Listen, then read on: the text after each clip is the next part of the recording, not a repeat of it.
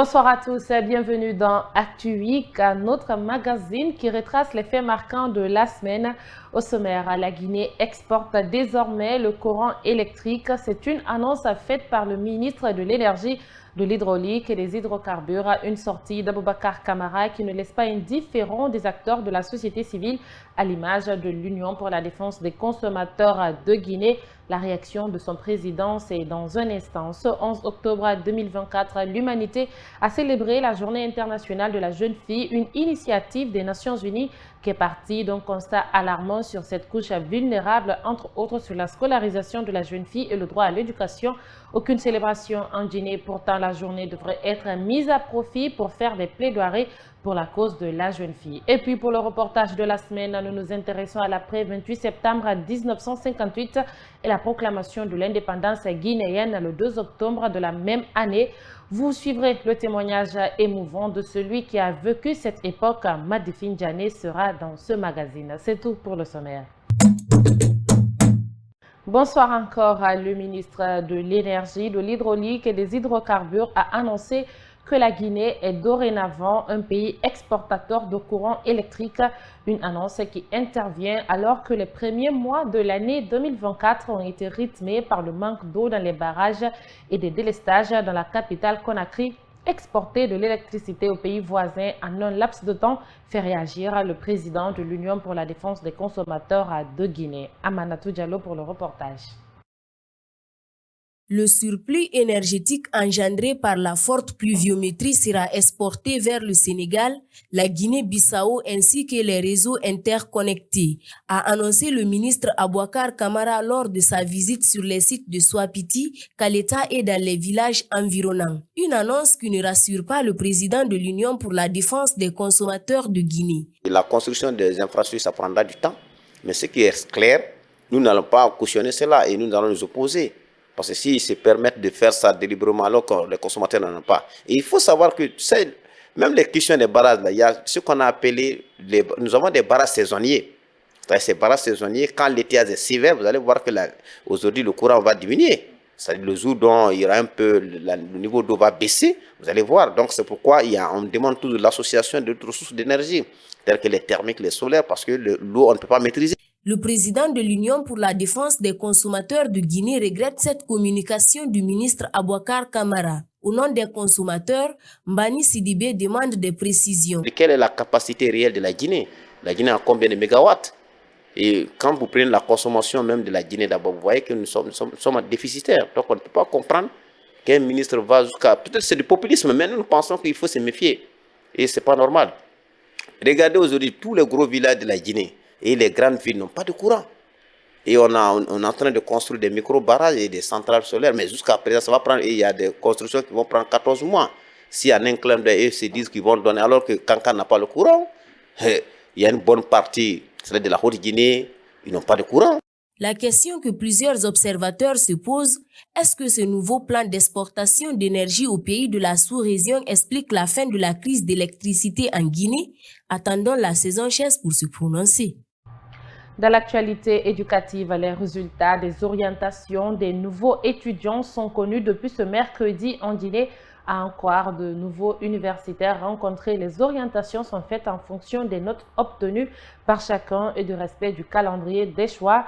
Mais la date prévue pour le démarrage des cours est loin d'être satisfaisante pour ceux qui sont orientés à l'intérieur du pays. En Soubaï le Balde. C'est la joie qui anime Mohamed Lamine Camara, désormais nouvel étudiant. Il est orienté à l'Université Générale Lansana Conté de Somphony à Conakry en économie pour les gestions, banques et finances.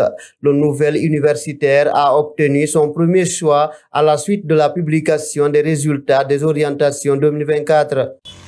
Oui, bon, je pense qu'ils ont respecté nos choix. Ils ont essayé de faire en fonction de nos moyens et de nos facultés.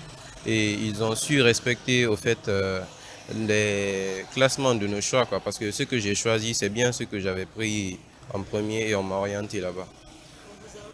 S'il y a certains de nos amis qui ont été orientés vers l'intérieur suite à des, je pense, à des interférences ou bien parce qu'ils sont venus un peu en retard et que c'était bourré. Je pense que c'est ce qui a dû jouer sur eux et malheureusement, ils n'ont pas pu faire la filière qu'ils voudraient.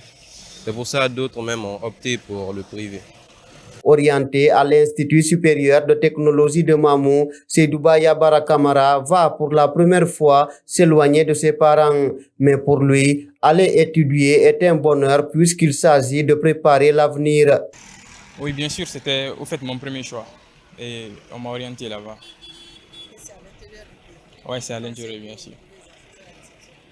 Bon, pour ça, l'avenir nous le dira parce que, bon, disons que c'est la première fois que j'ai m'éloigné des parents, mais je suis paré, disons que je suis paré mentalement, mais pour le reste, on verra bien. Ouais, un tout petit peu quand même. C'est vrai que ça fait peur, mais il faut bien y aller quand même, parce que c'est notre avenir quand même. L'entrée universitaire pour les nouveaux étudiants est prévue le 21 octobre prochain, quelques jours seulement après la rentrée pour les anciens. Restons toujours dans le domaine. Maître Paul Yomba Kourouma décide de prendre désormais en main la cause des enseignants contractuels communaux recalés au concours d'accès à la fonction publique locale. L'avocat a rassuré ces hommes et femmes de CREI venus lui exposer le dossier ce lundi même à Conakry, à la recherche d'une voie pouvant faciliter la défense de leur dossier auprès des autorités. L'homme en robe noire entend rencontrer le président de la transition pour la circonstance, Amara Bangoura. La rencontre a eu lieu au domicile du célèbre avocat. Les enseignants contractuels communaux recalés au concours d'accès à la fonction publique ont choisi Maître Yomba Kourouma pour servir d'appui à l'effet de les rétablir dans leurs droits auprès des autorités, comme le soutient leur porte-parole. Et vu que le président, le général de corps d'armée, Mamadi Doumbouya, a dit que la justice sera la boussole qui guidera cette transition, les enseignants qui ont été injustement écartés du recrutement de la fonction publique, alors qu'ils ont mérité, Maître Paul Yomba a pris le dossier en main afin de défendre ces pauvres enseignants guinéens. Ils sont plus de 4000 enseignants contractuels concernés, évoluant dans les collectivités locales. L'avocat, en prenant ce dossier, selon lui, veut aider des milliers d'enfants dans les zones reculées. Maître Yomba Kourouma entend rencontrer le président de la transition. J'ai appelé le président, le ministre de la fonction publique, mais il était en train d'entrer à Conakry. Alors, donc, sa bonne foi n'est pas mise en cause. Mais je vais rencontrer Dieu lui-même, c'est-à-dire le général Mamadi Doumbouya. Ce n'est pas pour mon cas, pour le cas des jeunes gens. On ne peut pas être dans un contrat où ils sont en contrat à durée déterminée, en contrat à durée indéterminée ou quoi. Mais quelle est leur définition quand l'avenir de nos enfants devient compromis? Au moment où cette rencontre se tient, ces hommes et femmes de CREI observent le mot d'ordre de boycott des cours à l'intérieur du pays depuis la reprise des classes.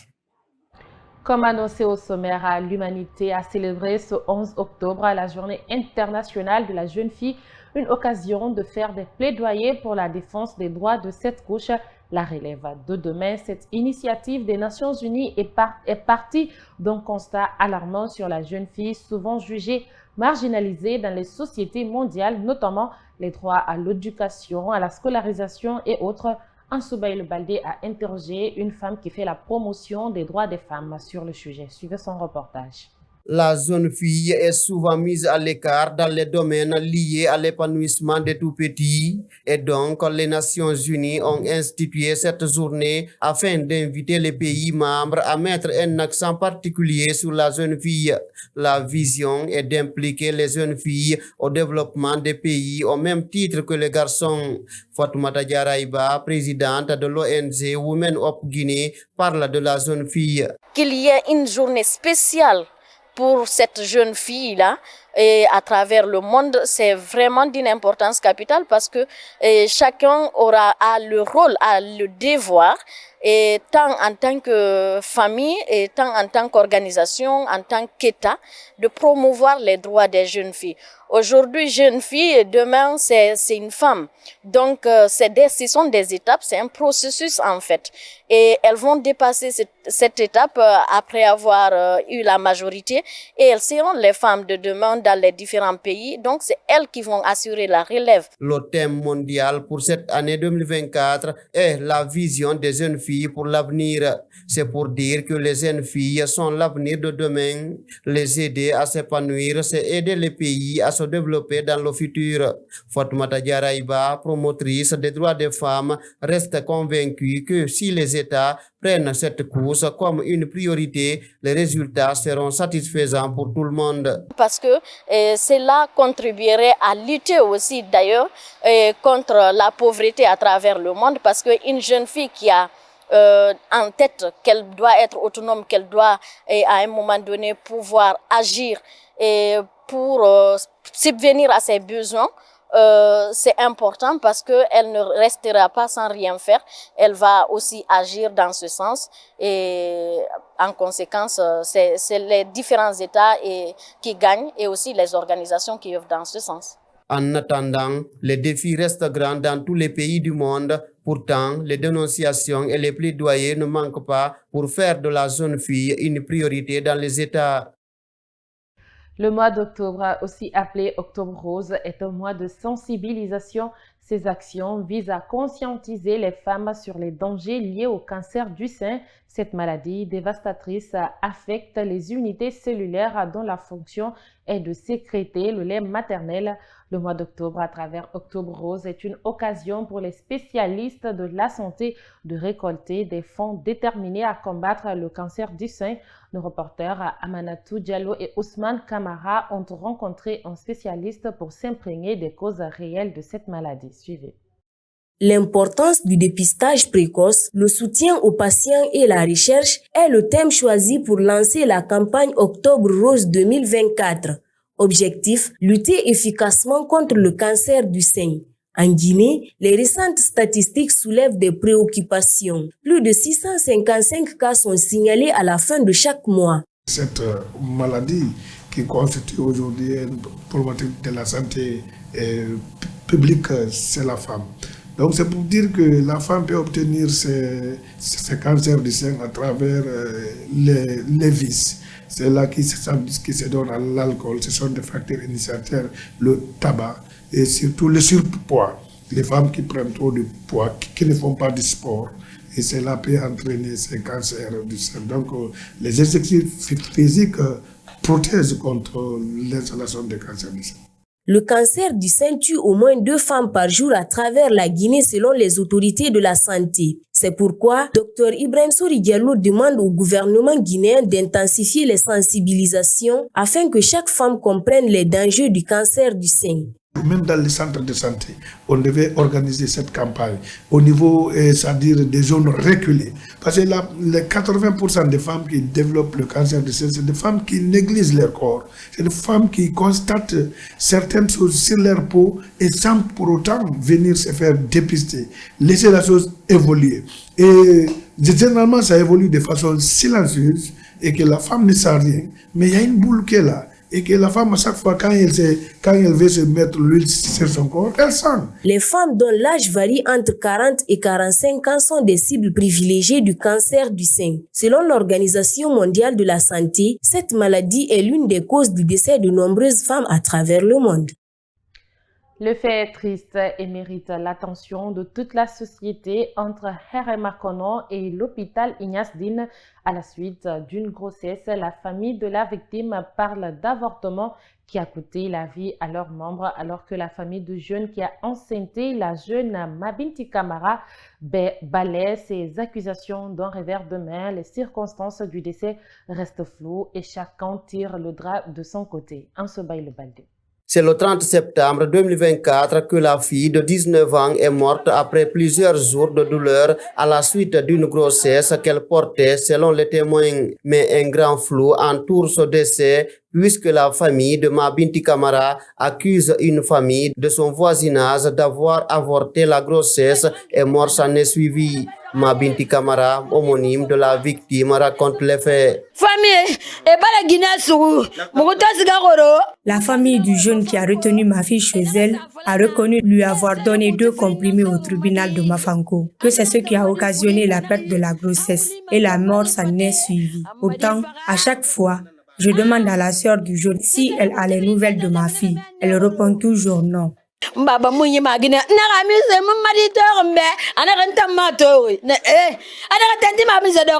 Après ce témoignage, nous nous sommes rendus dans la famille mise en cause dans cette affaire. Amara Keita est le jeune qui a engrossé la fille. C'est dans la famille de ce dernier que Mabinti Camara a passé les 4 derniers mois avant son décès. Sur place, les accusés ont sorti des ordonnances, des médicaments et des carnets de vaccination au nom de la victime, ce qui les amène à réfuter toutes les accusations à leur encontre.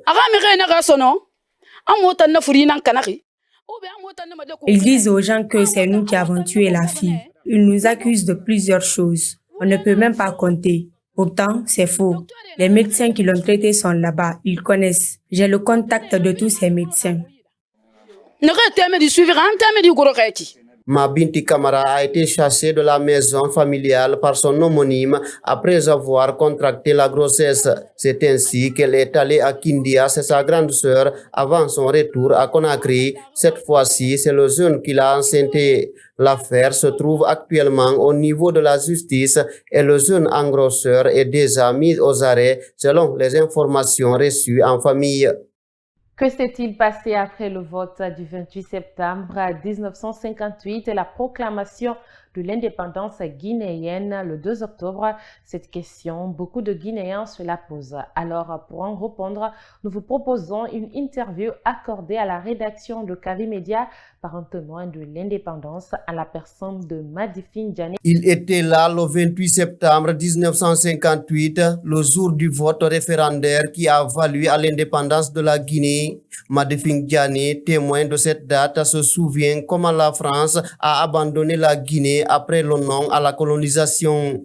La France a abandonné la Guinée le 28 septembre sans nous avoir donné notre indépendance. D'ailleurs, de ce dimanche 28 septembre au 2 octobre, tout était engagé avec la Légion pour inverser l'ordre des choses, confisquer la volonté du peuple de Guinée, ce qui n'a pas réussi. Quand ce vote du 28 septembre a mis la France dans tous ses états belliqueux et coloreux et revanchards, ils ont plutôt cherché à récupérer la situation. Ils ont saccagé nos bases. Ils ont détruit même les archives.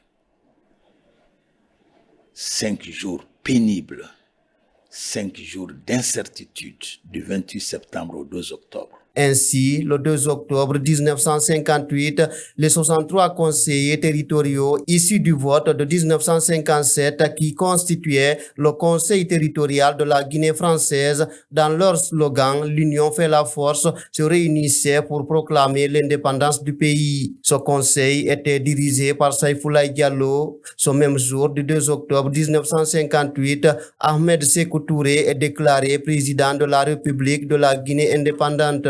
Ce jeudi 2 octobre, ce conseil territorial de la Guinée française s'est autodissous pour s'installer en Assemblée nationale de la Guinée indépendante après avoir proclamé l'indépendance et installé Sékou Touré comme président de la République. Donc, ce sont les 63 conseillers territoriaux au lendemain du vote du 28 septembre, le jeudi 2 octobre, c'est ce conseil territorial de la Guinée française, transformé en Assemblée nationale, avec pour Saïfoulaye, président du conseil territorial, président de l'Assemblée nationale, qui ont déclaré l'indépendance, installé Sékou Touré comme président de la République. C'est un mérite. Nulle part en Afrique, ça ne s'est passé comme ça. Dans son témoignage plein d'enseignements, le PDGiste El Hadj Madifing Diané se rappelle du retour en Guinée de la France après la mort du camarade Ahmed Sékou Touré. Il y a à regretter, pas pour l'indépendance, pour le choix fait après 1984. La France nous est revenue avec un esprit de vengeance sur le 28 septembre 1958. Dans ce retour haineux et dangereux, avec la volonté de détruire tout le passé lié à cette période glorieuse de notre vie, qui est de 1958 à 1984, la France a mis tout en œuvre pour saccager la base économique, sociale et culturelle du pays. Sociale, en renvoyant plus des 2/3 des fonctionnaires issus de cette révolution, pour mettre à leur place ce qu'ils ont voulu mettre à leur place. Économique, les 368 unités industrielles ont été jetées à l'eau, alors qu'on pouvait les reformer pour donner à ceux qui ont travaillé dedans, pour au moins assurer la crise sociale. Non seulement ces unités industrielles ont été fermées, ceux qui ont travaillé dedans ont été renvoyés sans compensation. Pas un seul ministère qui n'avait pas un conseiller français. Le président de la République même avait son conseiller, Bernard Vatrican. Voilà des gens qui ont saccagé l'avenir de ce pays depuis 1984. Dieu soit loué. Les richesses naturelles sont à nous. C'est à nous de les développer. Mais elles ne seront jamais développées en dehors de l'unité nationale. Ce témoin de l'histoire de la Guinée indépendante invite les Guinéens à consolider l'unité nationale pour un développement durable du pays. Pour ce mois d'octobre que nous avons consacré aux figures marquantes de l'histoire de la Guinée, nous parlons cette fois de Boubacar Diallo Telli, connu sous Diallo Telli, premier secrétaire général de l'Organisation de l'Unité africaine OUA. Le diplomate est décédé le 1er mars 1977 alors qu'il était accusé de participer à un complot contre Sékou Touré, devoir de mémoire avec Abdallah Camara.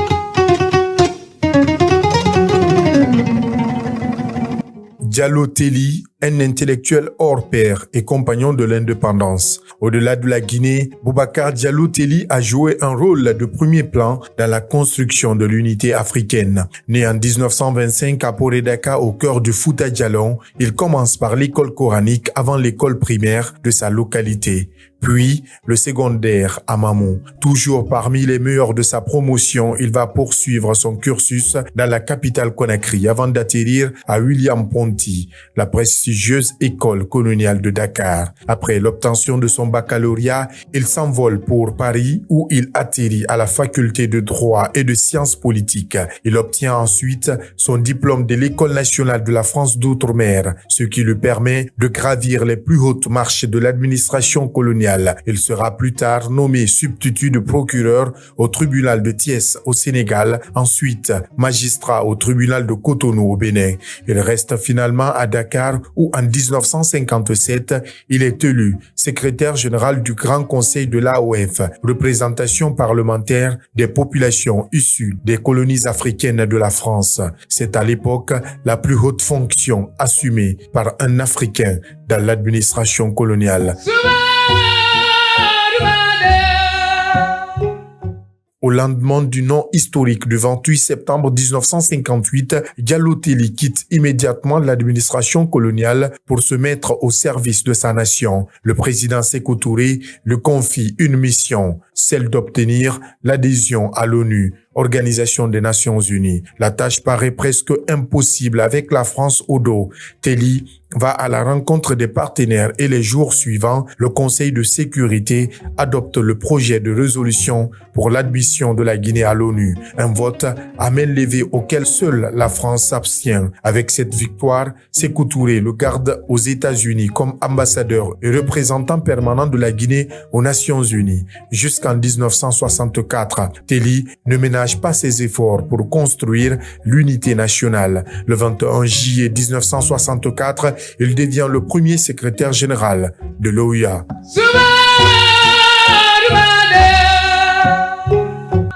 Mais en 1976, après 2 mandats à l'OUA, est pressenti pour prendre la tête de l'ONU. Sékou Touré le nomme ministre de la Justice.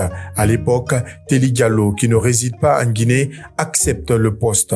Une décision complètement incompréhensible pour ses proches et son entourage. Dans la nuit du 18 au 19 juillet 1976, une Jeep de la sûreté s'arrête au domicile de Telly. Son fils Alpha Omar a 22 ans ce soir-là.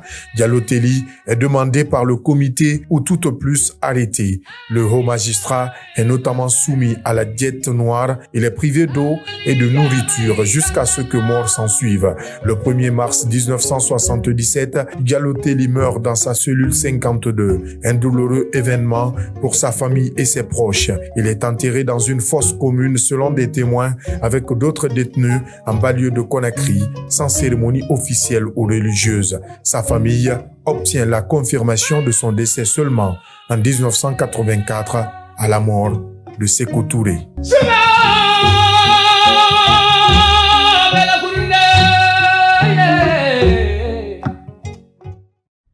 Place à l'actualité sportive à Limoges le 4 août dernier. Après un parcours décevant aux Jeux Olympiques à Paris 2024, Kaba Diawara a fait sa première apparition publique depuis son départ lors d'une émission ce lundi. Au cours de cet entretien, il a partagé à la fois ses réussites et ses échecs, exprimant un profond regret d'avoir été freiné dans son projet de développement de l'équipe. Ces déclarations ont suscité de vives réactions chez les observateurs de football guinéens. Reportage à Germaine Mansari. Après son passage dans l'émission Talent d'Afrique, la sortie de Kaba Diawara est perçue comme une forme de défendre sa gestion en tant que sélectionneur du Sili de Guinée par des observateurs. Pour Sayon Kourouma, journaliste sportif, l'ancien coach du 11 guinéen avait montré ses limites et donc il est temps pour lui d'aller se former pour plus d'expérience. L'équipe de Guinée, c'est bien, c'est sa patrie, c'est la Guinée. Donc il peut toujours revenir, mais il n'a qu'à aller accepter d'aller apprendre parce que tout simplement, à un moment donné, on a senti qu'il a des limites. Connu pour la défense de Kaba Diawara, Mohamed Diakité, aussi journaliste sportif, ne cache pas sa déception envers ceux qui critiquent son protégé sélectionneur.